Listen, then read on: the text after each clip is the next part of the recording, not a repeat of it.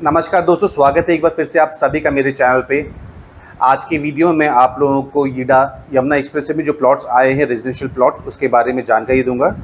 कुछ इंपॉर्टेंट बातें बताऊंगा जो आप लोगों को पता होनी चाहिए। जैसे मैं हमेशा ही प्राधिकरण के प्रोजेक्ट्स के बारे में कहता हूँ, तो उसके बारे में इस वीडियो में बात करूँगा। प्लस एक छोटी सी वीडियो इसी में कंटिन्यू रखूँगा कि किस तरीके से आपको ऑनलाइन अप्लाई करना होता है, स्टेप बाई स्टेप आप अप्लाई कर सकते हैं। इससे पहले भी मैंने एक मथुरा वृंदावन जो प्राधिकरण है वहाँ का एक वीडियो बनाया था कि रेजिडेंशियल प्लॉट्स आए हुए हैं हनुमंत विहार, उसको भी आप चेक करना चाहें तो ऊपर आई बटन में आपको मिल जाएगा। तो मेरे पीछे जो स्क्रीन दिख रहा है ये है residential plots near Noida international airport and film city bye Yamuna expressway industrial development authority, government of Uttar Pradesh undertaking प्राधिकरण है ये। और इस प्राधिकरण ने यमुना एक्सप्रेसवे में सेक्टर 16, 18, 20, 22D में प्लॉट्स निकाले हैं। अलग अलग साइजेस के साइजेस भी दिए हैं, 120 square metre, 162 square metre, 200। Highest जो आ रहे हैं वो है 4000 स्क्वायर मीटर के प्लॉट हैं। और स्कीम का जो स्टार्ट डेट है वो 5 जुलाई में स्टार्ट हो चुका है। आप ऑनलाइन अप्लाई कर सकते हैं और लास्ट डेट है 5 अगस्त 2024 है। यहाँ तक आप वेट मत करिएगा, इससे पहले ही 2-3 दिन पहले ही आप क्लोज करिएगा कि हाँ आपको भरना था तो आपने भर दिया है। 1 से लेकर 2 तारीख के बीच में आप लास्ट डेट मान के चलिए, वहाँ भरिए। बट स्कीम क्लोजेज ऑन 5 अगस्त 2024, इसीलिए जो स्कीम का नाम आया स्कीम कोड वो है RPS 08/2024। And date of draw जो होगा 20/9/2024 है। ये अंदर जब ब्रोशर खोलेंगे तो वहाँ पर टेंटेटिव डेट दी है, हो सकता है इसको आगे पीछे हो सके, बट यहाँ पर डेट जो है 20 सितंबर 2024 को है। इनके जो बैंकिंग पार्टनर है वो है ICICI बैंक से भी आप अपना जो ये है 90% रजिस्ट्रेशन अमाउंट फाइनेंस करा सकते हैं। ये है प्लॉट की नंबर ऑफ़ प्लॉट्स। एरिया तो मैं आप लोगों को बता चुका था। नंबर ऑफ़ प्लॉट्स यहाँ पर आते हैं, टोटल 361 प्लॉट्स हैं। फिर इसमें कैटेगरी जो फार्मर्स की कैटेगरी है वो है 63 प्लॉट्स हैं। ये फार्मर्स कैटेगरी के बारे में भी मैं आगे आप लोगों को बताऊँगा। ये सारे ही फार्मर्स इसमें नहीं भर सकते, बट एक सेलेक्टिव है, बहुत ही सेलेक्टिव फार्मर्स है, वही अप्लाई करेंगे इसमें। बाकी जो 5% फंक्शनल इंडस्ट्री और इंस्टीट्यूशनल जो कमर्शियल यूनिट्स है उनके लिए है। और जनरल में यहाँ पर आइए, ये है 280 प्लॉट्स है यहाँ पर। और मीडियम आ जाए हम, प्लॉट जो है वो 300 स्क्वायर मीटर का प्लॉट है जो सबसे ज़्यादा दिख रहे हैं यहाँ पर, 101 यूनिट्स हैं। बाकी 65-60 है ज़्यादातर। जैसे मैं बरेली से हूँ तो यहाँ पर 65 ये वाला जो 120 मीटर का ज़्यादा डिमांड में रहती है। अब यमुना में मुझे लगता है कि जो ये 300 मीटर वाला ज़्यादा ये अप्लाई कर रहे हैं यहाँ पर लोग। जिन जिन लोगों ने मुझसे बात की है वो कह रहे हैं वो 300 मीटर का अप्लाई करना चाह रहे हैं। ये है रजिस्ट्रेशन अमाउंट। 10% का जो रजिस्ट्रेशन अमाउंट होता है ये जनरल कैटेगरी के लिए है। और अगर आप SC या ST कैटेगरी में आते हैं तो आपको 5% ही अमाउंट जमा करना होता है, यानी कि अगेंस्ट 3,10,000 1,55 ही जमा करना होगा, वो 5% जमा करना है आपको। प्लस इसके अलावा एक बहुत ही एडिशनल चार्जेस होता है जो शायद से आप लोगों को नहीं होता, वो लीज रेंट होता है। यहाँ की जो प्रॉपर्टी है वो 90 ईयर्स के लीज पे है। Allotment of plots to allottees shall be done on lease for a period of 90 years from the date of lease deed. जब भी आप लीज डीड करेंगे, पोजीशन से पहले लीज डीड होगी, तो वहाँ से 90 ईयर्स का ये लीज रेंट पे करके ये लीज वाली प्रॉपर्टी है। जैसे नोएडा, ग्रेटर नोएडा में सारी ज़्यादातर जो प्रॉपर्टीज़ हैं जो बिल्डर्स बना भी रहे हैं, चाहे फ्लैट्स हो, अपार्टमेंट्स हो, विलाज हो, सारे लीज पे रहते हैं। तो ये भी प्रॉपर्टी लीज पे है। इस जो उसका जो कॉस्टिंग होती है वो है 10% ऑफ द प्लॉट कॉस्ट। ठीक है, 10% ऑफ टोटल प्लॉट कॉस्ट होता है। ये कॉस्ट आ जाएगी, अगर आप मल्टीप्लाई करेंगे, 25,900 रुपये इसका जो पर स्क्वायर मीटर का प्राइस है, आप मल्टीप्लाई कर लेंगे। यहाँ मैंने एक प्लॉट समझाया हुआ है, 120 स्क्वायर मीटर का प्लॉट है, 25,900 इसका प्राइस हो जाता है एंड 31,08,000 इसकी बेसिक प्राइस हो जाती है। इसके अलावा जो चार्जेस हैं वो है लीज रेंट, यानी कि 10% ऑफ दिस बेसिक प्राइस, तो वो आ गया 3,10,800 रुपये। ऐड करेंगे तो 34,18,800 रुपये 120 स्क्वायर मीटर का प्लॉट की कीमत आती है। जो एंड यूज़र है उनको ये बात ज़रूर ध्यान में रखनी चाहिए कि लीज रेंट भी लगता है 10% का। पेमेंट ऑप्शन जो कॉस्टिंग निकाली थी मैंने, वो किस तरीके से आप प्राधिकरण को देंगे, ये इसमें 3 पेमेंट प्लान लिए हुए। ऑप्शन 1 जो आता है जिसको आपको टिक करना होगा कि ऑप्शन 1 है, 100% पेमेंट जो आपको देनी होती है वो सारी की सारी पेमेंट आपको 60 डेज में देनी होती है। From the date of issue of allotment letter. 60 days में सारी पेमेंट करनी है, ये डाउन पेमेंट है। उसके अलावा भी 2 पेमेंट प्लान दिए हुए हैं। ऑप्शन 2 वाला जो होता है 50% जो अमाउंट है आपको 60 डेज में देना होता है, और बाकी और 50% जो है 2 हाफ ईयरली इंस्टॉलमेंट में जमा करना होता है। इसके बाद आता है ऑप्शन 3, जिसमें आपको 30% ऑफ टोटल प्रीमियम जो पेमेंट करनी होती है 60 डेज में करनी पड़ती है। रेस्ट 70% जो होता है वो आगे 10 हाफ ईयरली इंस्टॉलमेंट में पे करना होता है, यानी कि 5 साल में पे करना होगा आपको। ये जो ऑप्शंस मैंने आप लोगों को 3 पेमेंट का ऑप्शंस बता दिए हैं, उन ऑप्शंस में आपको क्या करना है कि जो पेमेंट प्लान 1 है इसी को ही टिक करना है, अदरवाइज कोई फ़ायदा नहीं होगा आप लोगों को। क्योंकि जो अलॉटमेंट का जो प्रोसेस है उस प्रोसेस में आप देखेंगे कि बताया गया कि जो भी कैटेगरी में आप अप्लाई करेंगे उसमें जो प्रेफरेंस दी जाएगी, सबसे पहले जो ड्रॉ निकाला जाएगा, first draw shall be conducted जिन्होंने ऑप्शन 1 पेमेंट प्लान चूज़ किया है, और उसके बाद भी होंगे ड्रॉ अगर कोई प्लॉट्स बच जाते हैं। पर आप सभी को पता है कि ईडा की जो स्कीम आती है उस पर एप्लीकेशंस कितनी आती हैं, बहुत आती है। नंबर ऑफ़ यूनिट्स के अगेंस्ट में बहुत, ये तो बहुत ही कम प्लॉट्स हैं, इसके अगेंस्ट में बहुत सारी आएंगी। तो आपको पेमेंट प्लान 1 ही चूज़ करना है। नंबर 2 और नंबर 3 ऑप्शंस वाले जो भी टिक कर रहे हैं उनका चांसेस आना नामुमकिन ही है, ठीक है।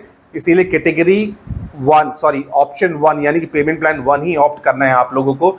सेकंड तक और थर्ड तक कोई पहुंच नहीं पाएंगे, क्योंकि इसमें लिखा है कि thereafter if some plots are left unallotted, कोई भी अनअलॉटेड प्लॉट रह जाते हैं, अगर पेमेंट प्लान 1 वालों में से सब अप्लाई नहीं करते हैं, छूट जाते हैं प्लॉट्स, तो फिर जो पेमेंट प्लान ऑप्शन 2 लेते हैं उनके लिए जाएगा, तो नहीं पहुंच पाएगा यहाँ तक। प्लॉट जो होंगे आपको मिल रहे हैं वो कीमत मैंने आपको बताई, बेसिक प्राइस प्लस आपका लीज रेंट प्लस आपके कुछ PLCs होंगे, park facing corner location, 18 metre की रोड में मिलता है तो 5% लगेंगे, सब में तो एक कॉस्ट बढ़ा देंगे, ठीक है।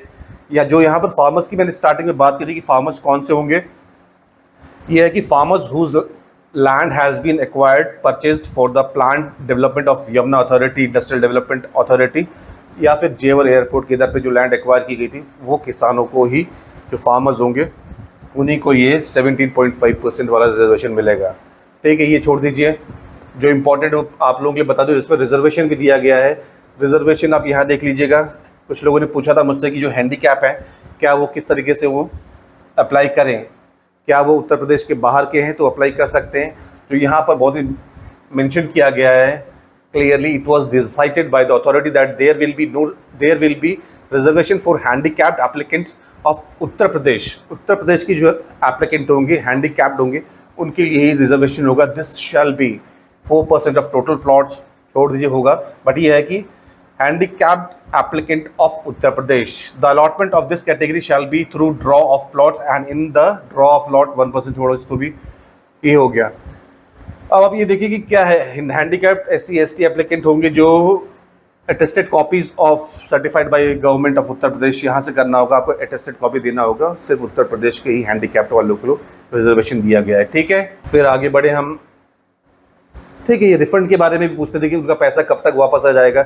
यहाँ कहा गया है कि अगर आपका जो पैसा है बिना इंटरेस्ट के वापस हो जाएगा, अगर वो पैसा आपके प्राधिकरण के पास पड़े हैं 1 साल से ऊपर, 1 साल तक पड़े हैं तो, ठीक है। Less than 1 year from the date of draw से मैं नहीं निकला और प्राधिकरण के करीब, प्राधिकरण के पास ही पड़ा रह गया तो 1 साल तक पड़ा है तो आपको रिटर्न हो जाएंगे, कोई इंटरेस्ट उसमें नहीं मिलेगा। लेकिन 1 साल से ज़्यादा का हो जाता है पीरियड तो आपको जो सिंपल इंटरेस्ट है, या उन्होंने बैंक में मेंशन किया SBI में जो चल रहा होगा उसी हिसाब से वो आपको रिफंड करेंगे with simple interest. Period of construction, ये भी बहुत ज़रूरी है कि काफ़ी इन्वेस्टर्स ऐसे यहाँ पर लोन ले रहे हैं कि हम बहुत लंबे समय तक होल्ड करेंगे, बट उनको कंस्ट्रक्शन के बारे में मैं बता दूँ कि यहाँ पर आपको मकान भी बना रहा है। जब आपका 5 साल के बाद आपको हैंड ओवर होगा, उसके बाद एक 3 साल का एक कैप दिया हुआ इन्होंने। इससे पढ़ दूँ आपके लिए, the allottee will have to complete the construction as per the YEIDA building regulation and obtained OC occupancy certificate from the authority within 3 years. 3 साल में आपको बनाना है। अगर नहीं बनाएंगे तो ये चार्जेस पढ़ लीजिएगा कि कुछ अमाउंट के साथ हो, बट यहाँ वाला चार्जेस थोड़ा ज़्यादा पड़ जाएगा आपको। अगर 3 साल तक भी नहीं बनाएंगे तो आप 4% ऑफ सेक्टर का जो रेट चल रहा है वो आपको देना पड़ जाएगा। ऊपर वाले फिर भी थोड़ा कम अमाउंट रहेंगे। इसके आगे बढ़ते हैं। Applicant can apply joint name में भी अप्लाई कर सकते हैं, हस्बैंड वाइफ के नाम पे कर सकते हैं, immediate family mother father brother sister son daughter कर सकते हैं। बट यहाँ पर ये बता दो कि अगर 2 भाई यहाँ पर अप्लाई कर रहे हैं और आप लोन लेने जा रहे हैं तो लोन आपको काफ़ी बैंक नहीं देते हैं, ब्रदर्स दोनों दो भाइयों के बीच में लोन नहीं देते, ये भी आप चेक कर लीजिएगा। अगर पति पत्नी भरते हैं, अलग अलग भर रहे हैं, एक फैमिली अकाउंट होती है तो दोनों के निकल जाते हैं, तो आपके पास 1 महीने का समय होता है कि आप एक सरेंडर कर दें और एक अपने पास कंटिन्यू करें।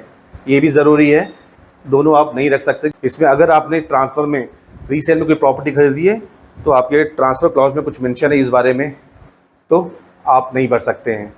फाइनेंस जैसे मैंने बताया, फाइनेंस आईसीआईसीआई बैंक से मिल रहा है, ये भी पढ़ लीजिएगा। बैंक जाके इसमें कुछ बैंक को काफ़ी 57 ब्रांचेस दिए हैं, वहाँ से जाके आप फाइनेंस करा सकते हैं। Registration amount 90%। फिर आगे बढ़े, विड्रॉल और सरेंडर के बारे में भी बताया गया है। विड्रॉल करेंगे, इसमें कुछ इंपॉर्टेंट एक पॉइंट था, अगर आपको अप्लाई किया है फिर आपको लगता है नहीं अप्लाई नहीं करना चाहिए था यार, भूल हो गई, तो आपको क्या करना है, रिफंड के लिए अप्लाई कर देना लकी ड्रॉ से पहले।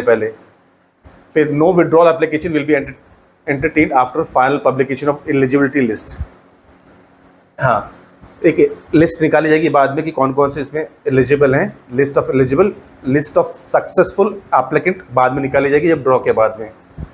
फिर आपको लगता है यार भूल गया, मैं नहीं कर रहा हूँ, ड्रॉ में निकल गया, प्लॉट पसंद नहीं आया, तो आपको क्या कैंसिल कराना है before the issue of allotment letter, तो आपको 10,000 रुपये आपके कट जाएंगे यहाँ पर, बाकी आपको लौटा दिए जाएंगे।